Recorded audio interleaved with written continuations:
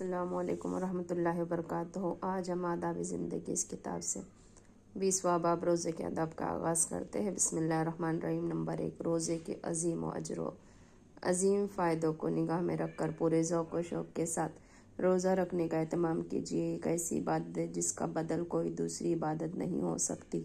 یہی وجہ ہے کہ روزہ ہر امت پر فرض رہا ہے۔ اللہ تعالیٰ کا ارشاد ہے، یا ایھا الذین آمنوا کتب علیکم الصیام کما کتب علی الذین من قبلکم لعلکم تتقون۔ ایمان والو، تم پر روزے فرض کیے گئے ہیں جس طرح تم سے پہلے کے لوگوں پر فرض کیے گئے تھے تاکہ تم متقی اور پرہیزگار بن جاؤ۔ نبی صلی اللہ علیہ وسلم نے روزے کے اس عظیم مقصد کو یوں بیان فرمایا، جس شخص نے روزہ رکھ کر بھی جھوٹ بولا اور جھوٹ پر عمل کرنا نہ چھوڑا تو خدا اس سے کوئی دلچسپی نہیں کہ وہ بھوکا اور پیاسا رہا۔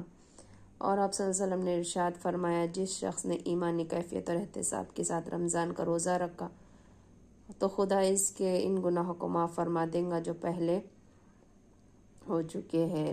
نمبر 2، رمضان کے روزے پورے اہتمام کے ساتھ رکھیے۔ کسی شدید بیماری یا عذر شرعی کے بغیر روزہ نہ چھوڑے۔ نبی صلی اللہ علیہ وسلم کا ارشاد ہے،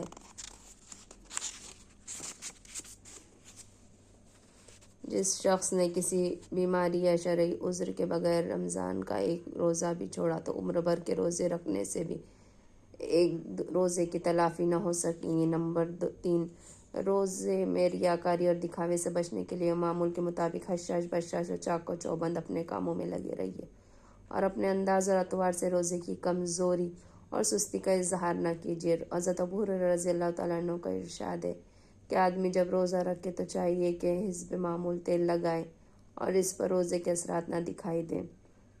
نمبر 4، روزے میں نہایت اہتمام کے ساتھ ہر برائی سے دور رہنے کی بھرپور کوشش کیجیے، اس لیے کہ روزے کا مقصود ہی زندگی کو پاکیزہ بنانا ہے۔ نبی صلی اللہ علیہ وسلم کا ارشاد ہے، روزہ ڈھال ہے اور جب تم میں سے کوئی روزے سے ہو تو اپنی زبان سے کوئی بے شرمی کی بات نہ کہے اور نہ شور ہنگامہ کرے، اور اگر کوئی اس سے گالی گلوچ کرنے لگے یا لڑائی پر آمادہ ہو تو اس روزے دار کو سوچنا چاہیے کہ میں تو روزے دار ہوں، بھلا میں کیسے گالی کا جواب دے سکتا ہوں یا لڑ سکتا ہوں۔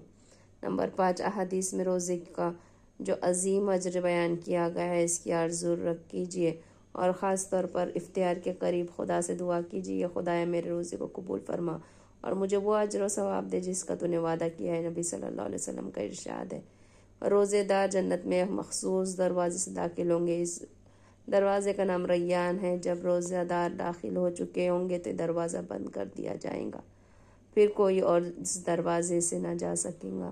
اور آپ صلی اللہ علیہ وسلم نے یہ بھی فرمایا کہ قیامت کے روز روزہ سفارش کرے گا اور کہے گا، پروردگار میں اس شخص کو دن میں کھانے پینے اور دوسری لذتوں سے روکے رکھا، خدایا تو اس شخص کے حق میں میری سفارش قبول فرما، اور خدا اس کی سفارش قبول فرما لے گا۔ ریان کے معنی سیراب کرنے والا۔ نبی صلی اللہ علیہ وسلم کا ارشاد ہے کہ باب الریان سے داخل ہونے والے کو کبھی پیاس نہ ستائیں گے۔ اور نبی صلی اللہ علیہ وسلم نے یہ بھی فرمایا کہ افطار کے وقت روزے دار جو دعا مانگے اس کی دعا قبول ہو جاتی ہے، رد نہیں کی جاتی۔ نمبر 6، روزے کی تکلیفوں میں ہنسی خوشی برداشت کیجیے۔ بھوک اور پیاس کی شدت سے کمزوری کی شکایت کر کے روزے کی ناقدری نہ کیجیے۔ نمبر 7، سفر کے دوران یا مرض کی شدت میں روزہ نہ رکھ سکتے ہو تو چھوڑ دیجیے اور دوسرے دنوں میں اس کی قضا کیجیے۔ قرآن میں ہے کہ فَمَنْ كَانَ مَرِيضًا أَوْ عَلَىٰ سَفَرٍ فَعِدَّةٌ مِّنْ أَيَّامٍ أُخَرَ۔ جو کوئی بیمار ہو یا سفر میں ہو دوسرے دنوں میں روزے کی تعداد کو پورا کر لے۔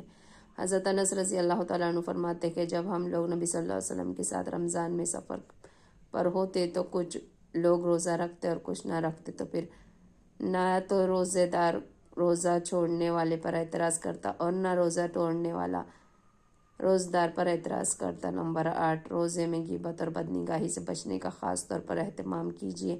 نبی صلی اللہ علیہ وسلم کا ارشاد ہے، روزے دار صبح سے شام تک خدا کی عبادت میں ہے جب تک وہ کسی کی غیبت نہ کرے، اور جب وہ کسی کی غیبت کر بیٹھتا ہے تو اس کے روزے میں شگاف میں پڑ جاتا ہے۔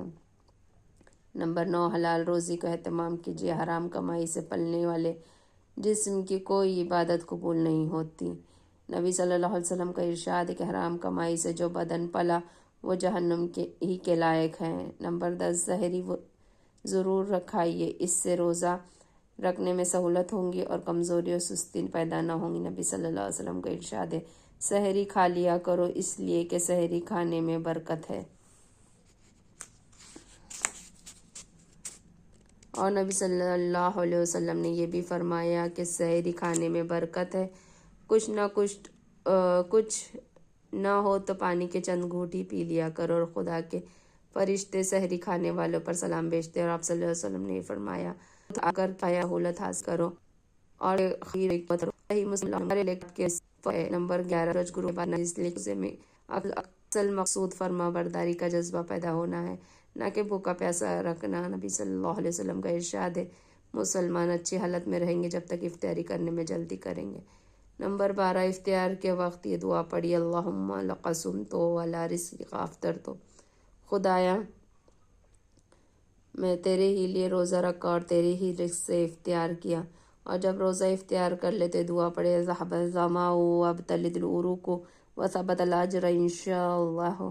प्यास जाती रहे, रगे तरोताज़ा हो गई और अज्र भी ज़रूर मिलेगा अगर अल्लाह ने चाहा।